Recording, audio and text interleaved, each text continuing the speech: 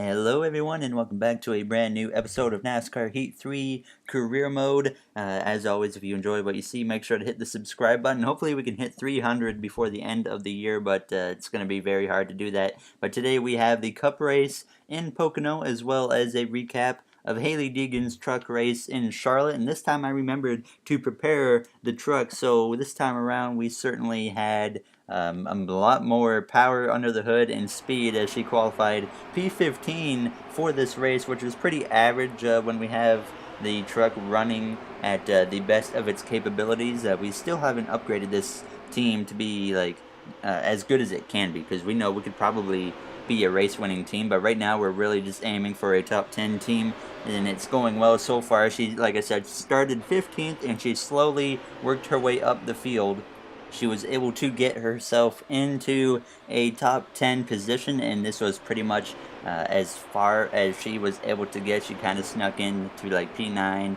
maybe peaked at P7 throughout the race, but we came to the last lap, and she was running P10 still as we came through turns 3 and 4, as it looks like I think Matt Crafton might have been leading the race. As we come out of turn 4, Hailie Deegan is going to come across the line, and she's going to get another top 10 in Charlotte now as Myatt Snyder crosses behind her. But yeah, it was a good finish for her, as it was actually Noah Gragson winning the race, but certainly we need to be finishing a little bit better because we're still not gaining the points we need to, simply because of the 2 or 3 bad races we had at the very beginning of the season, as well as Kansas obviously was a terrible race, as I forgot to prepare the truck. But you see 20th in points with 137 points, so certainly a little bit of work to do still, and we still kind of have to probably get a win to get her into the playoffs this season in just her rookie season. But she did good still, as she got a lot of compliments from drivers. But now it's time for our Cup race in Pocono, which is a track that I don't know what to expect too much here. I had to put in like a full-on custom setup just to be competitive here, and it took quite a bit of work, but we finally were able to get the car to drive half decently, as you see the Truck Series standings in the playoff grid now as we come to our qualifying lap in the Cup race. So as we come out of turns 3, we made it to the second session, so we obviously got into the top 24, and we came across the line and we hit a 50.990, so I figured we should try to do another lap, and now you're going to see as I come into turn 1, I have a pretty decent entrance to the corner, and then I just kind of screw up the exit as I go way wide, almost towards the wall, so I bailed the lap, and we qualified P15 for the Tricky Triangle. We're coming to you live from Pocono Raceway in Long Pond, Pennsylvania for today's running of the Pocono 400. Now, this Tricky Triangle is different than any other track these drivers will encounter all year. There are only 3 turns, each unique in design. Also, the tight turns and relatively low banking will require drivers to do a lot more shifting than the typical 2.5-mile speedway. So nailing the setup of the car is crucial. Which of these teams will unravel the mystery that is Pocono and make their way to victory lane? Well, the green flag is in the air. Let's go find out. Alright, there you have it. We are ready to get going here in Pocono Raceway as Alex Bowman sent to the back after failing technical inspection. He's the only driver with any issues, and that moves me up 1 position, and we will start now in P14 for the race alongside the 21 of Paul Menard as green flag is out, and we are underway in Pocono behind the 10 of Eric Almirola. Now as we dive down the straightaway and as we approach turn 1 at one of the highest speeds we'll go into turns 1 on a restart this season, as Clint Boyer and Martin Truex Jr. lead the first 2 rows into the corner. We were able to get to the inside line, thankfully, under Paul Menard and Almirola as we went through turns 1 and not turns 2. I was about to say turns 2, but this is only a 3-turn racetrack as we come down the straightaway alongside the 2 of Brad Keselowski behind the 41 of Kurt Busch as we approach the tunnel turn. Going to be a little safe as we go into here now as we approach the center of the corner and exit very loose through the tunnel turn now as Denny Hamlin is able to clear me on the exit of the corner to hang on for the moment. P10 as we come through turns 3 on the inside of Keselowski and look to the inside of Hamlin now through the center of the corner now on the exit, trying to clear myself off of him, but we make a little bit of contact on his left front with my right rear down the front straightaway. We do clear the 11 of Hamlin though on the first lap to enter the top 10. We gain 4 spots in the first lap, which is a pretty solid opening lap for us. Now as we go into turns 1 behind Blaney in the number 12, having a solid season so far himself, as we get into the back of him a little bit on the exit of turn 1, give him a little bit of momentum down the straightaway as we look to his inside, and you really got to be careful going into the tunnel turn. Obviously side by side, even on the inside, it's pretty intense as you just try to hang on to the car. We do not get loose like we did on the opening lap through the tunnel turn, so that's certainly going to be beneficial for me as we are able to complete the pass on Blaney. As we look to the inside now, Chase Elliott for P8 in turns 3 now on the exit of the corner, and we were actually able to clear the 9 for a moment now as we have about a 3/10 lead on him as we come to lap 5 behind the 4 of Kevin Harvick, as we tried to maybe look to his inside by the time coming to turns 1, but obviously way too far back to do so. And I noticed that if I tried to enter the corner like the AI did, I would the back end of the car would just snap loose. So I had to kind of let off the gas early into the corner and then get on the throttle earlier than the AI could on the exit. So we kind of made up for everything on the exit of the corner as we have a little bit of drama going on up ahead of Jones and Kyle Busch side by side in the tunnel turn. They almost got into the wall with each other now as we look to the inside of Kevin Harvick in turns 3, as we kind of have the whole field kind of in this one little group of cars. No one can really get away from each other at the moment as we look to the inside of the 4 as we side draft them down the front straightaway with just 6 laps to go in stage 1 now with the draft from the 41 of Kurt Busch. As we go into turns 1, we should clear Harvick as he does try to look to my outside still, but we do clear him for the moment in turns 1 on the exit now, looking under Truex even as we try to enter the top 5 early in this race. A very strong start to our race. 6 laps in, we're up to P6 as we approach the tunnel turn once again behind these. Still going to back out of it for the moment as Harvick looks to our inside and hits me in the left rear as we go up the track into the wall. Pretty hard contact, but we hang on to the car and lose a few positions in the meantime now as we drop to P10 behind Logano and Keselowski, as Harvick just kind of full sent it in there and hit me in the left rear. I might have came down, but I wasn't expecting him to stick his front end of his car down there anyways. Now as we come to just 2 to go in stage 1, running behind Brad Keselowski as we did gain a position up to P9.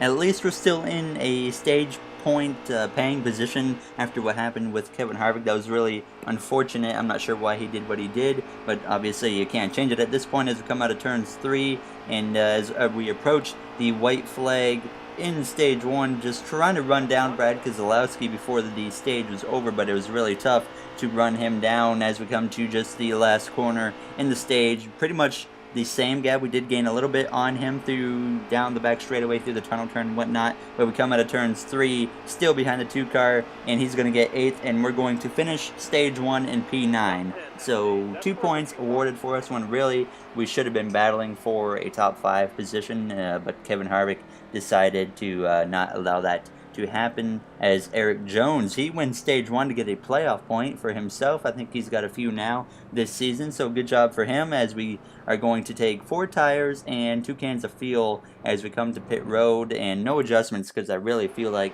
we have a strong car that's capable of maybe even winning this race, so I wanted to keep it the way it was. But we will restart behind the 9 of Chase Elliott as the green flag is out, and stage 2 is underway now as we get under the 2 car of Keselowski and give the 9 a little bit of a shove down the straightaway now as we look to his inside and make it 3 wide with him and Keselowski as we go into turns 1, and now trying to look to the bottom of the 78 as we kind of let him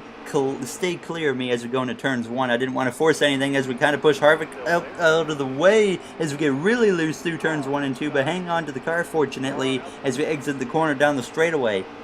Now the two of Keselowski with a run on my outside as he tries to make the pass on me as we try to side draft him, get into the side of him a little bit as we come through the tunnel turn. As now Kurt Busch way out of line, he's going to lose a lot of momentum out of the tunnel turn and slow up the two as we gain an extra position to get up to P7 now in stage 2. So we gain 2 positions on this opening lap as we come through turns 3, trying to run down the 9 of Chase Elliott now down the front straightaway with a pretty solid run and help from the draft from his car as we hit 9 laps to go in stage 2. This is actually a pretty short race, considering how long the other races usually are in the schedule on NASCAR Heat 3, as we now close in on Chase Elliott in the 9 and look to his inside on the exit of turn 1, now side by side with the 9 car down the straightaway pretty even as he starts to get a pull from the draft, and we try to side draft him down the straightaway as we go into the tunnel turn now alongside the 9 of Elliott. He sends it in deeper and he clears me as the 14's out of line now, and he loses the position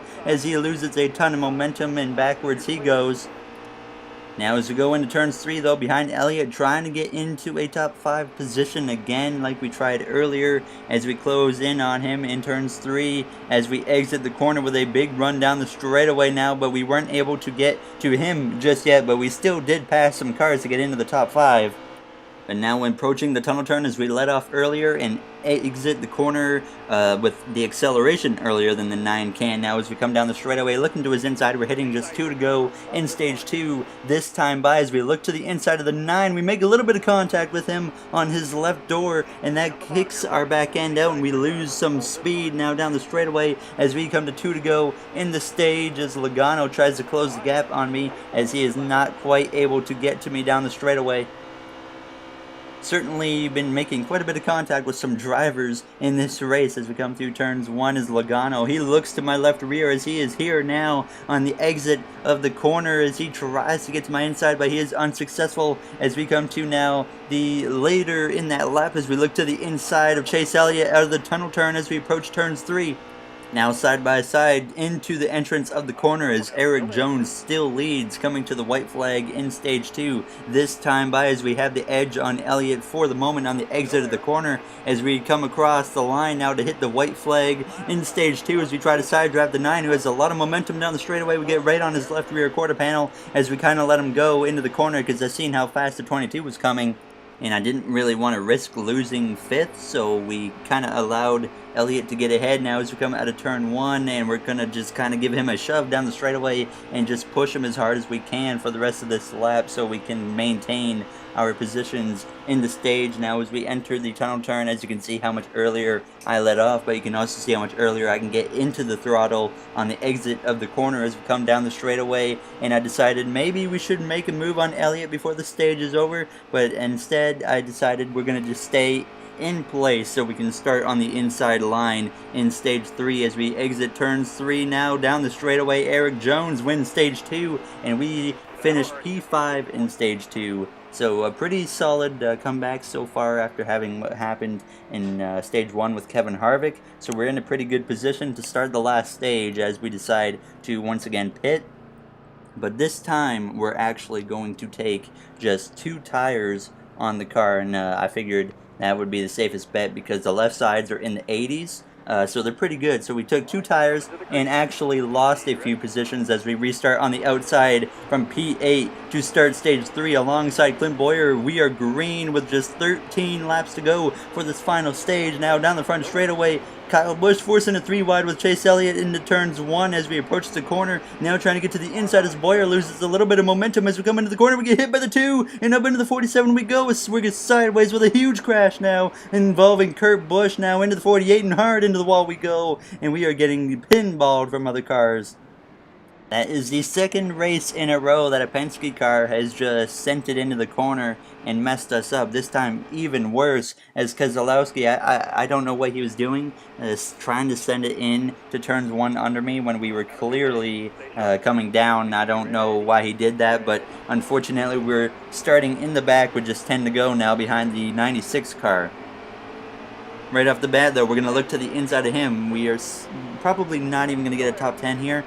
Things are looking pretty bad at this point. This is a pretty tough track to gain track position once you're in the back. As you see, we go into turns 1 already, checking up big time as we get really sideways and go onto the apron for the moment, and this is just not the position we need to be in. Down the straightaway alongside the 8 of Hamrick and the 96 on his outside of DJ Kennington as I side draft them going down the straightaway as we approach the tunnel turn, and I decide I'm not even going to back out of it. I'm just going to go for it as we come through the tunnel turn. 3 wide as Kennington, he decides to back out of the situation as we have a little bit of momentum loss for these cars up ahead, and that helps me gain a few positions as we look to the inside of Reed Sorensen as we clear him and approach Danica Patrick now on the exit of turns 3.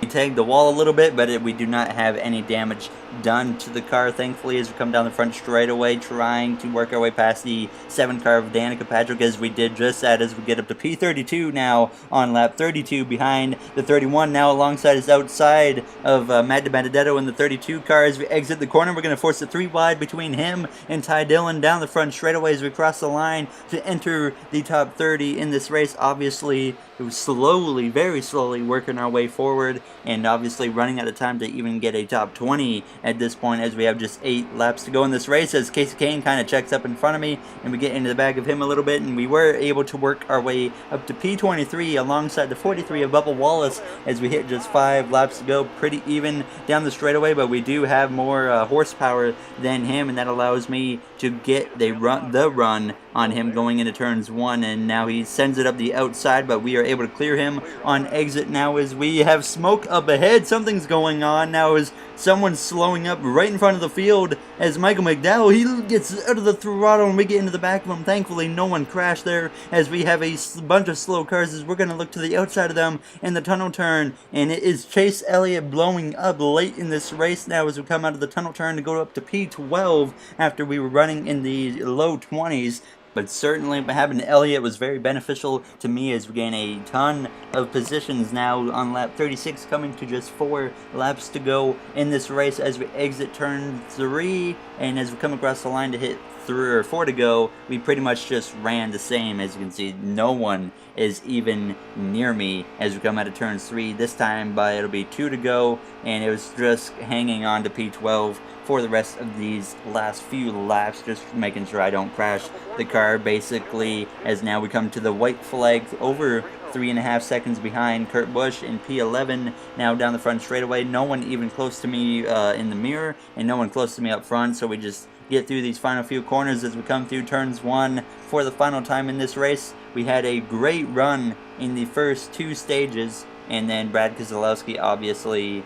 sent it up my inside at the beginning of stage 3 and decided to completely turn our race around and completely ruin it as we come through the tunnel turn for the final time now, and on the exit, very close to the wall on exit as we approach turns 3 for the final time, passing all the campers looking onto the racetrack as Denny Hamlin and Austin Dillon, they all battle behind me along with Joey Logano. But as we come out of the exit of turns 3 down the front straightaway for the final time, unfortunately, we're only going to be able to finish in P12 after a strong run early and a very poor last stage that really could have been a lot worse if Chase Elliott didn't blow up. So we kind of got lucky there, but P12, not the worst. I can't be too disappointed with 12th place as Alex Bowman DNF'd, and so did Chase Elliott. So 200 cars out as Kevin Harvick gets another win this season, I believe, win number 3 now, as we went like the first 10 or 11 races with all new winners, and now Harvick's just kind of getting on fire. He's winning quite a few races at this point in the season, as we still sit 7th in the regular points, just cannot get that win yet, and I really think we had the speed in this race to where we could have contended for the victory if we had the chance, but obviously Brad Keselowski took that opportunity away, unfortunately, but we can't do anything about it at this point. Now, as Chase Elliott, he's not very happy, and I don't like Chase Elliott. If anyone's watched my videos in the past, you guys know that, so we're going to provoke him. AJ Allmendinger, we're going to apologize to him, and I believe next episode we have another truck race at Texas, so we're going to make sure we get prepared for that one, and then we have the Cup race at Michigan, so the 2-mile track or whatever it is,